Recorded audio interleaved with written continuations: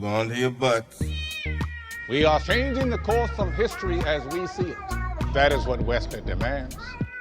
Now this affects Iris. Iris, where are you? What you feel only matters to you. I do not entertain hypotheticals. The world as it is vexing enough. Iris, I have a tip for you. Don't take drugs! Or Whatever Movies with Wesley and Iris. What up, and welcome to Or Whatever Movies. I'm your co-host, Iris, and I'm here with my older brother, Wesley. Today we're talking a movie from 2014, Babadook. You can bring me the boy. You can bring me the boy. Did I do it, Babadook? Yep. Duck. Duck. What is your obsession with independent, metaphorical Australian horror movies? No, this one came first. This one preceded Relic. But Relic, for all we talked about it, I didn't make a Babadook connection at all. And I think it's because I've seen the Babadook probably 4 times by now. And every time I see it, I'm like, oh, I have to watch that again because I don't know what it's about. You don't know what the Babadook is about? I mean, I paid close attention. Like, I actually noted it this time. But so many disparate things happen so that the rules are fuzzy. I kind of don't remember. Really? Because I was really hoping you could enlighten me. Nope. As a matter of fact, we're going to stage this discussion through a series of questions posed by me to you. Go. What, in your estimation, is a Babadook? It's And I guess that phrasing implies that there are many Babadook, as opposed to the Babadook, who is apparently contained in Amelia's basement. So maybe I should say, what is the Babadook? Well, aside from the meaning that you could apply to the Babadook, right? It's a monster that comes into your house by way of a super creepy book. So it is a corporeal entity, yes? I mean, it collapses and the hat deflates or the scary claws deflate or whatever. It seems to have physical form. I wouldn't say it's solid, but yeah, there's a physical manifestation, corporeal, but not a solid or consistent state. Oh, it changes, gaseous and stuff? Yeah. So you're suggesting that it comes into your home by way of the Mr. Babadook book, which is scary given that anywhere between 6,000 to 9,000 copies of said book exist. There was a Kickstarter campaign for this movie, and I think upon its DVD release, there were limited editions where the first 2,000 copies were signed by writer-director Jennifer Kent, and those Mr. Babadook books exist. So were there to be a sequel, I guess the proliferation problem is pretty severe. People love that stuff. They eat that up. Yep. Wouldn't you want a Babadook book? I mean, yes. Would I want a Babadook book? Sure. At the time, would I have paid the $65 to get one? Maybe not. Well, I understand that director Jennifer Kent made a short about a similar or the same story. Yep. In which case, so did you see the short? And is the short have the Babadook? It is entitled Monster, and there is a creature in it with similar themes that she said kept coming to mind, like she wasn't done with it, so she had to embrace it more fully. She called that monster the baby Babadook. I think she missed an opportunity by calling it the Babydook. So maybe the book sales were dependent on the Baby Babadook fan base? I mean, I guess so. I don't remember. This is not how I came to this movie. I came because word of mouth was all over the place, and Sundance was going to be its American premiere, I guess, and I was super excited. So this North American premiered at Sundance and then was picked up by IFC Midnight? Yeah. So you were there, and I was like, you can see the Babadook? And you were like, the what? Yeah, I probably was there in 2014. Yeah, there was some chatter around town. It was, it wasn't the hit of the festival, but it was something that was generating some buzz. So the Babadook is both visible and at times invisible because Samuel sees it in the car. Sees it lots of places, yeah. Get out, all that stuff. And then when the Babadook presumably inhabits Amelia, the dog barks at her. Yeah. Dog should have kept its mouth shut, but... Poor dog. Yeah, that's unforgivable. I don't care if you have a toothache. Once you kill the dog, you're donezo in my book. In your Babadook book? Yep. I think that's commonly shared and understood, that you could kill pretty much anything, but once you start killing animals, especially dogs, you're firmly cemented on the evil camp. Yeah. And then, of course, this movie wraps up with no consequence. Like, oh, mind the stitches, dear. And, oh, it's fine. I got the stitches out already. And, I killed that dog, but it's no big deal. And Sam's happy, I guess, or adjusted. But that seems to be dealing with the Babadook, banishing it or relegating it to the basement, is her dealing with processing the death of Sam's dad 7 years prior. And we're getting a little bit deep psychologically into that already. But everyone seems better. Which is weird because the ending, timeline-wise, takes place all of maybe a week after that horrendous night. I think it was 2 weeks because... Well, it's 2 weeks out of school for Sam, but we spend a whole week in horror. True. But she's up and around with her leg and has already had the stitches out. That was full force butcher knife over his head, plunge into the thigh. Maybe there were lots of internal stitches because I don't think that's a 1 week and done. I don't think so either. But then again, she also, when she chased him, she wasn't limping all that much. She came down the stairs and he tripped her up. She had Babadook energy. I mean, he was tough, but he's kind of what I expect from little boys in a way. Or I don't know. Why does he become so sweet after she starts going crazy? Was he ever possessed by the Babadook? And that's my question. He's noticeably better at the end. But yeah. He, number one, he seems like he's on the spectrum and he has a little bit of trouble with stuff. Before things really start to ramp up, he's already preparing his dart gun and stuff, or maybe that's the beginning of it. But then he gets to the point where he's yelling at the air, get out of the car and stuff, and then goes into what the doctor diagnosed as a febrile convulsion. There's definitely something wrong with Samuel, but I don't know if as the Babadook's presence becomes undeniable, if he's scared because he's reacting to the Babadook, seen or unseen, and it seems like his trajectory or his the progress that the Babadook makes encroaching on each of them is different because she sees the Babadook at completely different times. As a matter of fact, when he sees the Babadook, presumably she can't see it at all. And vice versa. The number one Babadook no-no is to deny it. Right. And Samuel never does that. Which apparently is why he's always on the offensive. He's always aware, so much so that he can't get any sleep, that he interrupts and disrupts her life where she has adult responsibility. But this is what director-writer Jennifer Kent is saying. She said she was fascinated by this idea that people don't face things. I think the more clinical assessment of that would be, PTSD and resulting depression from her husband's death and her refusal to face it and process it in a way where she says, I don't talk about it. But of course it manifests itself in ways that she can't help, that everyone is aware of. And it seems like her not speaking of it, the unspoken specter of the husband, is continually, looming over her. So is that what the Babadook is? The denial of remorse or unaddressed trauma? Or is that maybe the Babadook's entryway into a person? Is that what makes Amelia a candidate for the Babadook? Yeah, so that's my next question. Does the Babadook gain entry because Amelia is not dealing with the death of her husband and Sam's dad? Or does she manifest it? Is there a long history in whatever the Australian equivalent is of Derry, where every number of years when a single vulnerable person experiences a tragedy, the old Babadook gains power and moves in? Isn't that kind of what the boogeyman is? Yes, but it's important to note there's no precedent for the Babadook. It's a boogeyman type character, yes, but it's an entirely new creation. As unique and as scary as the Babadook movie itself. Definitely fresh, definitely a new take. But back to what the Babadook is. I did pick up that it could be a manifestation of an inability to deal with trauma or accept and process remorse. If you want to broaden it out a bit, the Babadook could also just be a outward manifestation of the monster within us, kind of like the werewolf within. Stop it. The place that you were afraid that werewolves within was going to go. And the place that Relic definitely went. Right. And so there's a marked difference in your attitude towards the Babadook as opposed to Relic. Oh, because I thought Relic was so boring, was really outspoken about it? Well, yeah. I mean, for a good half of the Babadook, I was like, this is like going in the nothing's going to happen territory. But then we actually got some real Babadook action. The Babadook had a real presence, even though it didn't really... I mean, Sam did more damage to his mom than the Babadook did.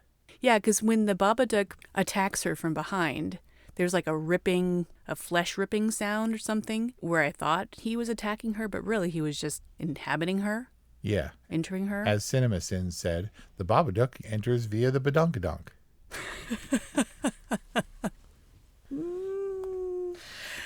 But I also thought the Babadook could have been a byproduct of the trials of parenting.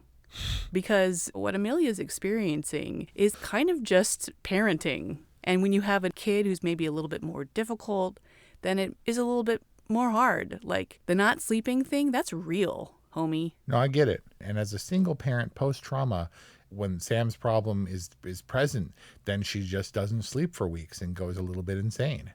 Yeah. And I was trying to understand their relationship a little better in the first half of the movie. Did it seem like maybe there was some weirdness on Sam's part, like he was maybe a little bit too attached or a little bit too affectionate with his mom? That moment where she said to stop doing that, where he gives her a big Yep. hug and like moans a little bit. Yeah. Maybe, but I'm not sure that was Sam's problem. I think that was his mom's problem. She is longing for touch and affection in a way that Sam can't possibly provide. And there's a weird blurring of the lines that's not necessarily morally corrupt. It's just he has needs and that she's unable to provide for, and vice versa. I mean, Sam's 6 going on 7. Noah Weissman, notably 6-year-old actor. I mean, definitely not 10 playing for 6. Right. Paloma's 5. She's in a really clingy stage right now. When Brian was in Ohio shooting, she would wake me up consistently every night, like around midnight or 2 or even 4, and want to get in bed with me. And instead of having like an all-out argument with her at 2 in the morning, I would just like let her in. And then it became a thing. And then Brian came home and he's like, And I was like, you don't get to say because you were gone 2 weeks. And now our compromise is that Paloma sleeps at a little cot at the foot of our bed, which she's not allowed to come to until after midnight. This is so weird. I mean, but it's not weird. It's just like It is. because I did the same thing. I mean, I wasn't clingy, but I saw a ghost and I was like, nope. And I slept at the bottom of mom and dad's closet for what felt like 6 months to me. And maybe it's just a thing, and I certainly don't know if we're doing the right thing. But it seems like a compromise, and it seems like she really needs it. I think the absence of a definitive parental rule book means there's no wrong or right. It's whatever works. Get her to sleep. Exactly. And so I'm trying to reserve all this judgment for Amelia, but then also I'm really feeling her pain. Like when he would just like show up and she's just like, all I want to do is sleep. So like, I don't care, whatever you need or whatever you want to do, like as long as I can go back to sleep. And having those kind of rage-filled, sleepless moments where you're just like, I don't know. Why don't you eat shit? Oh, that was rough. Yeah, I mean, this obviously is going to tap into the mothering thing, the parental thing, because Sam is in real peril in her mind, not because of this external force, but because of her inability to care for herself, let alone her problem child. It's really scary because what do you do when your kid goes into convulsions in the back of the car? You're all by yourself, and it's a good thing that didn't coincide with her freaking out and having the episode with the Babadook on top of the car where she crashes into the other dude. He's like, oh, you're driving on the wrong side of the road with a child in the car, right? What's wrong with you? You know, and he was perfectly fine and quiet at that moment. It could have been just like a whole car full of freakouts. And that would have been bad. Yeah, his freak out convulsion happens after the fact, after she does the hit and run. Obviously, I relate to Amelia, but you mentioned what it might be like for Samuel. Like, yeah, Amelia's isolated and she doesn't have a lot of places to turn, and she has all this responsibility and is kind of physically and emotionally incapable of shouldering it. But like, who's relating and sympathizing for Samuel in this experience? Like, literally nowhere to turn, being terrorized by this thing, presumably, totally misunderstood. First of all, Noah was being sympathized for and cared for by Jennifer Kent and Essie Davis, who were continually reinforcing his safety and giving him the PG-rated version of the story, walking him through it, making sure he wasn't present for any freak out in which his character would be off camera. When they did do the hairier stuff, when they had to be in frame together, they would always cuddle and stuff afterwards. So that kid was well looked after. But Samuel, that leads me to my next question that I was going to pose to you, is that it's strange and not altogether clear, but we can pin it down because we're jerks like that. What's wrong with Samuel? Like, what's his diagnosis? Yeah. I mean, is he autistic? Is he a perfectly normal kid who's possessed? Because you can't pin it on the trauma of his dad, because that's not even his dad died before he was even born. And when he talks about it, it happens twice. He's like, my dad died on the way to the hospital when I was being born. And it's just matter of fact. Right. And there's no trauma there. And so while poor tired Amelia is just trying to live her life and do her shopping and try to ward off Robbie at the nursing home or whatever, is seemingly normal, I guess, but he gets progressively worse. And is Samuel okay until the entity of the Babadook takes over his life? I mean, I certainly can't give him any kind of medical diagnosis, but it seems to me that Sam is a pretty normal kid with maybe some behavioral issues. And the invasion of the Babadook exacerbates his behavioral problems. So he is reactive to the Babadook, as presumably is Amelia. But if we can get analytical, the Babadook most likely is a physical manifestation meant entirely to represent her suppression of her guilt, grief and rage, as evidenced by the fact that when she ultimately faces the Babadook head on and they have a screaming match, it's like, and she's like, wah! And he's like, and she's like, wah! And then it like backs off and runs downstairs and hides in the basement. When she faces it, like depression and grief and trauma, you don't kill it. It doesn't go away. No, but awareness is the first step. It's always present, but you address it in a healthy, head-on manner, and it's still scary. It still screams at her and bends her over backwards and terrifies her, and she appeases it with the worms, and it sucks the worms into its shadow corner and eats them, I guess. And then she goes upstairs, and she's like, it's pretty quiet today, and maybe some days are worse than others. Maybe some days she has to do battle with the demon that she's relegated to the basement of her psyche or whatever. But it's always there. What do the worms mean? What does any of it mean? But to assume that her problems are beaten is when it rises up again. And so if she always faces it head on, she can keep it in check. Even though, like, having a Babadook in your basement totally jacks up the resale value of your house. Well, at some point I felt like the Babadook movie was some kind of weird morality tale about self-care and how important it is to take care of yourself, because if you don't, then this happens. And it seems like maybe that applies or is true. I mean, if you have the Babadook living in your basement, you just gotta make sure that you take care of yourself and it on a daily basis and, take it one day at a time kind of a thing. Which it seems to be is what they're doing. And there was a telling comment where he said, do I get to see it? And she said, when you're older.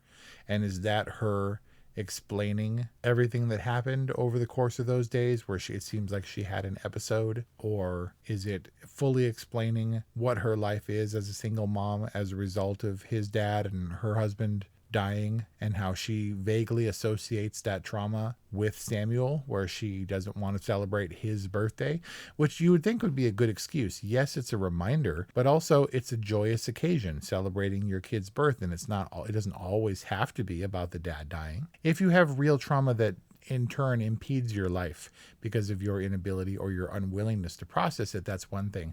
But I don't know that everybody has to be kicked in the nuts in order to have psychological, health. Being tough and enduring things, like it builds character. Building character. Right. Yeah. But I don't think that you have to be beaten about the head and ears to be a fully formed human being. I think you need perspective. I think that if you never have to work in customer service or wait tables or whatever, then you're never going to understand that hugely integral component of service and being a customer. But I don't know. We all have our traumas. And I said for a long time, well into adulthood, that I never lost anyone significant. I used to say that the worst that happened was Blackie and Kurt Cobain. Blackie was our cat that we didn't name, by the way. Were the only people I'd lost. And of course we've lost, a lot of people since. No. When we got Blackie, it was the last two. It was Blackie and Stripey, who we brought home, originally named. But it was better than the other two that someone else adopted that went out the door with the names of Kitty and Meowie. Wow. I didn't realize that. I always owned it, even though they came pre-named. And what, pray tell, did they look like? Blackie and Stripey. A black and striped cat, respectively.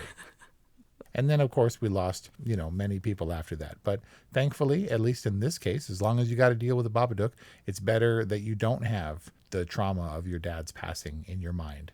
Especially you as a result. He seemed pretty at ease with the idea that he was an indirect cause of his dad's death. 7 years of being able to deal with and process that for Samuel, whereas Amelia was denying that to herself. And it's not as if she doesn't have things going on. She was very busy and had Samuel. Focused. Having a new baby is hard enough. And not being financially stable enough to have help on a continual basis, no parents to speak of. The best she could hope for was her sister with a young kid of her own who seems to be the same age as Sam, who probably glommed onto all her birthdays. The neighbor lady, as well-intentioned as she was, didn't seem like Amelia trusted her with Sam, who was just too problematic, right? Yeah, Mrs. Roach's own vulnerability added to the tension that I felt like Amelia was experiencing. Like, in a way, as helpful as Mrs. Roach wanted to be, she almost seemed like a burden on Amelia. Like Amelia watching her from across the way and wondering if the Babadook's going to get her too. Right. I thought that Robbie was kind of underused, though. Like, he shows up with the flowers and his attentions become crystallized and obvious. But she could have turned to him, or he could have shown up when things were really going south, but he doesn't. And I thought that any of the weirdness or the restrictions would be lifted off the two of them when she tells her job, you're going to give away my shifts, you can shove it. And why don't you do that? And then she hangs up the phone and she doesn't have to go back to work anymore. I don't know if she returned to that job at the end or what, because she goes to pick up Samuel from Mrs. Roach. She's wearing the uniform. But I expected that would be when Robbie would really come in and be like, look, I'm not here in any weird work capacity whatsoever. I'm here solely to see you, but we never see Robbie after he learns that Samuel's not sick. And it's not like he's like, oh, well, this is too much drama for me. I didn't know you were crazy behind the scenes, He just never shows up again. Yeah. And that seemed not so much a missed opportunity as it was sad for Amelia, who seemed like she would have had it in her to be receptive to Robbie's advances, but just wasn't in that place, didn't have the bandwidth for that in her life at the time. I think there was some missed opportunity there, and who knows, maybe something was cut out. And really, Oscar kind of comes more into play after Robbie is out of the picture anyway. Who the hell's Oscar? Oscar, the Babadook. Why is Babadook Oscar? Well, Oscar's her deceased husband. Oh. And the Babadook takes his form. And this is a pretty common trope where a monster will take on the form of someone you trust or someone that you really want to see, tapping into that vulnerability, like it. What better way to illustrate on screen facing your fear head on than to see your husband diagonally decapitated? Right, which maybe represented what happened to him. The whole accident at the top of the film and... Yeah, and the very opening scene without context where it's not that it was shot poorly per se, but maybe it was. It was also kind of dreamy, and a lot of the things maybe seemed to be in her weird twilighty, lucid, dreamy state. Wasn't exactly sure what was happening and what she was imagining. That's all very Stephen King's It. Yeah, but this was before the newest incarnation and on a different continent. I'm sure she drew from many different sources, but I guess an original monster. So do you think the Babadook as an entity will withstand the test of time? Jennifer Kent says, I don't care how much money they pay me. I'm not doing sequels. I'm not letting anyone else do that. That's just not going to happen, which is a unique stance because she retains all the rights, being the writer, director, creator of the Babadook character. Is this movie enough? Is it fleshed out enough? Is it strong enough? The rules might not be super clear, but the foundation is there to be built upon and expanded upon for sure. I guess in the same way that Pennywise doesn't take the same form all the time, and that stupid clown endures. That clown is everywhere, and all those Last Supper paintings of all the horror icons with Freddy in the Jesus place and Jason next to him with the machete and Pinhead. Pennywise is now there with his grin. But not a lot of Babadooks that I didn't see in those. To that end, where does Babadook rank not only in your own personal rating system, but in an overall horror genre. I'm not sure how enduring the Babadook is, especially as a one-off. I think that there are kids or there are people who have that stupid Calvin peeing sticker on their truck who have no idea about Calvin and Hobbes. And it's because Watterson never allowed any merchandising, any marketing beyond his comics. It was never a Saturday morning cartoon, Calvin and Hobbes. It just stands for what it was. And if you missed the boat on Calvin and Hobbes, number one, that's sad. But two, you don't have any reference. And the Babadook is all we've got for this character. This movie is all we have. There might be some books floating around, but there's no Babadook comic or plushie dolls or sequels or novelizations or anything like that. And I'm not sure, given the wonky rules of what the Babadook is, where it comes from, how to defeat it, what it looks like even, that it stands as a legendary creature for all time. That said, it scared me and it's unsettling. I wouldn't say that it's convoluted or ineffective in a way that you thought Relic was, but I also don't know that it's clean enough or clear enough to really stand on its own legs for all time. If you'll note in the Babadook art on the poster and on the book, Babadook doesn't have legs. Was that a joke? Yeah, it's a scary movie and it's definitely an all right, but I don't know if it goes back to legendary territory because like I said, I've seen this movie a few times and I still don't know exactly what it's about. I don't know that it's important to know. It's a little neatly tied up with a bow, in my opinion, for my taste, but still very effective, very scary, something I definitely recommend not watching at night before you go to sleep when you have a toddler whom you're expecting to invade your bedroom within the next 6 hours. I felt the chills, the thrills. It was scary. It made me think. The Babadook's pretty damn effective. Yeah, let me ask you one more question. Babadook as an entity scary, sure, but also Amelia's kind of scary, right? Like much of... Oh, when you get the shining picture face in the window in the news report? But much of the scary comes from her. She has a great demonic laugh that I don't think was modulated. It's like a Jessica Lange terrifying, like, it's not even a cackle. It's like, freaky, dude. When she does that modulated shriek that has sound effects layered over it, it's legitimately hair-raising for me. Oh, yeah. Very versatile performance in this. As sweet as pie, totally convincing as a good mom, as an adult who's trying to keep it together, really sympathetic, and then totally scary, totally off her rocker, like terrifying, like I would not want to be shut up in a house with her, scary. Yep, that's what happens when you don't get none. Oh, is that what this is about now? It's possible. There's some element of that. Well, I mean, Samuel certainly interrupts her self-pleasuring, and that's made clear. Yep. That took a weird turn. So anyway. Is that where we're ending it? All right. An all right from Wes, a good from Iris. That's our review on the Babadook. I'd really like to see one of these Babadook books, or if there are indeed unsanctioned Babadook plushies. I think that you should have a Babadook-themed Halloween party, Wes. I really did want to be the Babadook. Got to slim down a little bit, but I figure you can just get a black coat and a black hat. When it does leap down at her from the ceiling, you get a clear view of the Babadook's face with how exactly the makeup should be done. I think it can be done. And I think it should be done. What's your list of words that you can't say? No, I'm not going to say them. I just had a list of words compiled of words that were aesthetically unpleasant. That if you violated the list, back in the day when people respected the list, if you violated the list, you would have to buy the entire team of boba. You know, that's not such a bad punishment, especially if you can buy yourself a boba, right? Too. Let us know what you think about Babadook. Took me a long time to pronounce that name, but I did it for you because I love you, our listener. 818-835-0473. Leave us a voicemail or whatever movies at gmail.com. Happy Halloween, and we'll see you next time.